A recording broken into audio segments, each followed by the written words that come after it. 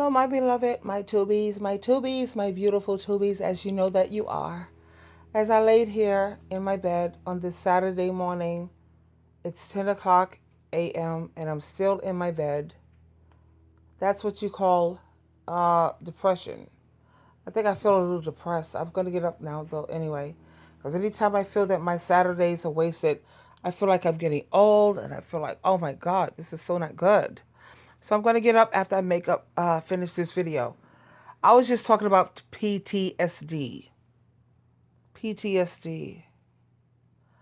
And you have a lot of people who say that things have happened to them to cause them PTSD. I know what PTSD is about. I just want to tell you because when you've raised your kids to be a certain way and they didn't turn out the way that you was hoping for, that is PTSD because you're traumatized, especially when you set certain examples for your kids. You know, like PTSD, you children, your daughter to lose her virginity through marriage, and she did not lose her virginity through marriage. She lost her virginity, I don't know, while you was at work and you was trying to, whatever. PTSD, when you have your kid, your daughter, oh God, sit up here and have a child with some old man. Not even old enough to be your father. He's your great grandfather. Okay, that's PTSD for a parent.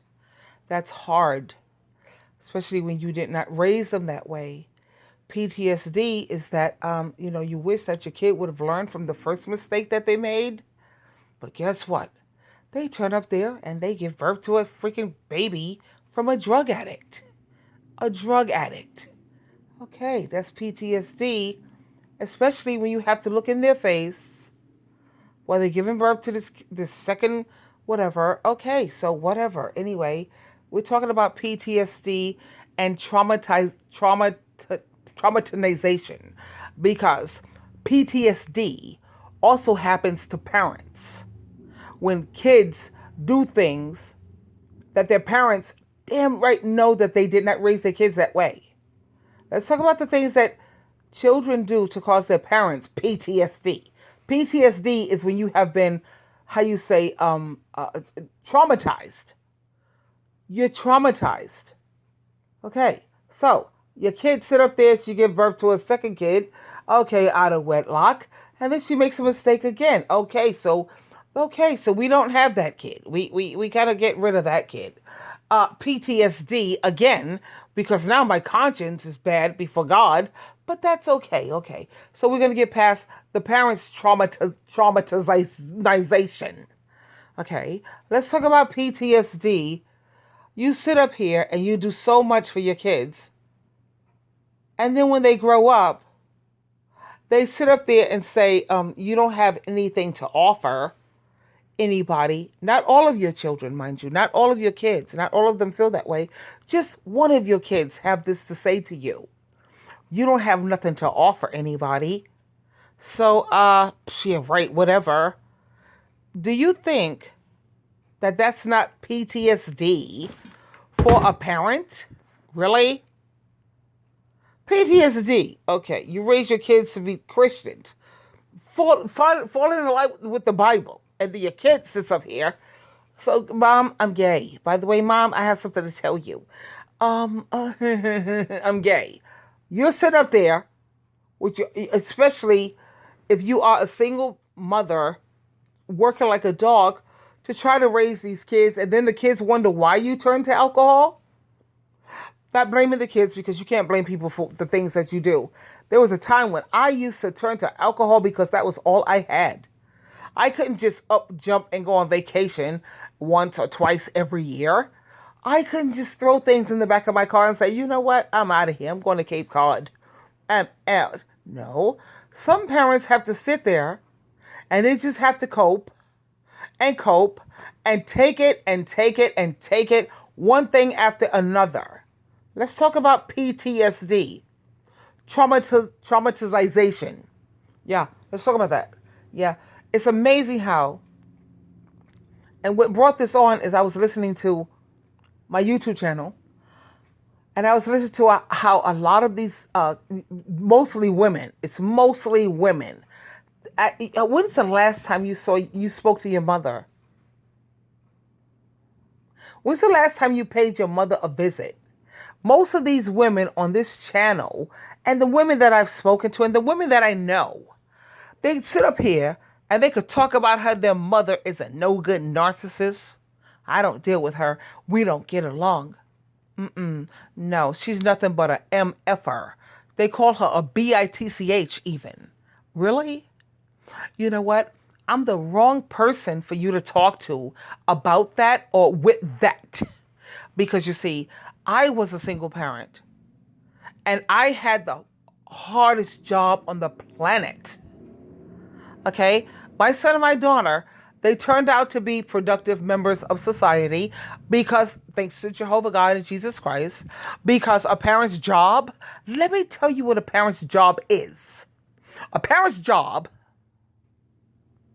is to raise God-fearing children, to make sure that your kids are on God's team.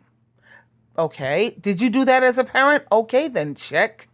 A parent's job is to protect your kids. Did you do that? You did everything that you knew how. You did everything that you knew how to do within your power. Did you do that? Okay, then check. A parent's job is to provide. Make sure you're not homeless. You're not on the street. You do everything in your power to work like a dog. Even when you're struggling like a mom, alone with no money coming in, you're doing everything in your power not to keep your kids and you on the street homeless. Did you do that as a parent? Okay, then check. You did that. And lastly, your job as a parent is to make sure that you raise productive members of society. You're not going to raise criminals. What did you do that? Yeah, you did. Okay, then check. You did your job as a parent. Bravo, bravo. So for all these kids who want to sit around here and talk about, listen to what I heard. Well, you don't have nothing to offer. That's how these kids feel these days. Now that they're grown adults and they can do for themselves. Now, this woke me up. I was laying here just listening to my YouTube videos. You know how you have playlists and it goes one video after another, one after another. And as I was listening, and this person was like talking about their parents, they was like, she doesn't have anything to offer. That just put me in the mind of somebody else who I heard when they said to their parent, you don't have nothing nobody needs. You don't have nothing that anybody wants. Oh yeah. That just reminded me, that just took me off in my head. I said, hold up. I got to make a video about that because that's rotten. That means that you have a kid who's evil.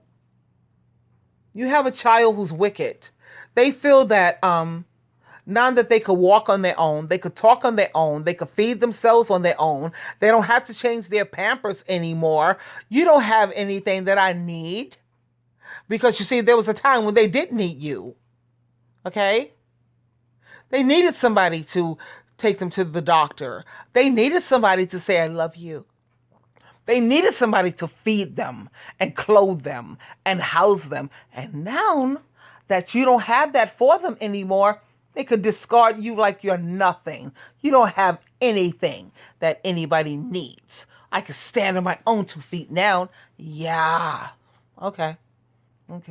So when a child feels like that, one of your siblings feel like that, I want to tell you something. Let's think about Bill Cosby. Look at how long it took for Bill Cosby to reap what he sows. Because if those type of children or those, really? Do you honestly believe that God is going to let you get away with that? Jesus Christ is going to let you get away with the way you treat your parents? I don't care what your parents did to you in your childhood. God will handle that. Just like when your husband, he sits up there and he abused you, whether it's physically or emotionally or mentally. You know, abuse is also called the silent treatment.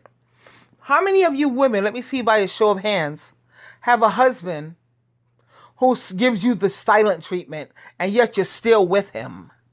He sits there and he's the worst narcissist ever, and you're still with him.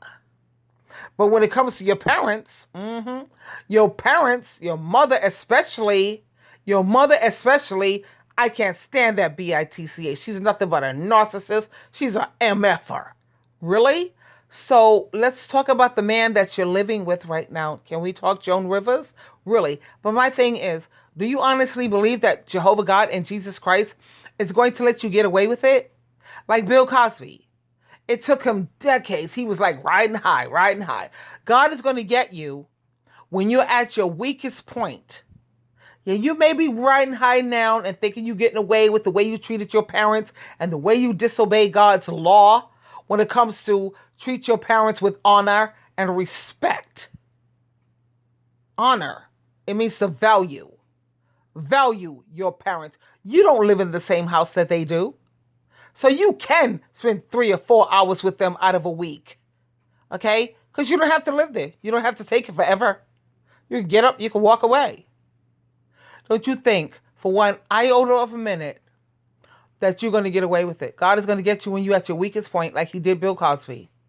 You could trust and believe. So all you parents who know that you did the best that you could have done, this is a shout out to you. Bravo, bravo. Don't sweat the small stuff, because Jehovah God and Jesus Christ, they got your back, honey. They got you. And they hear your prayers. This is from Sheila True Love. You always have a choice. Until next time, bye for now.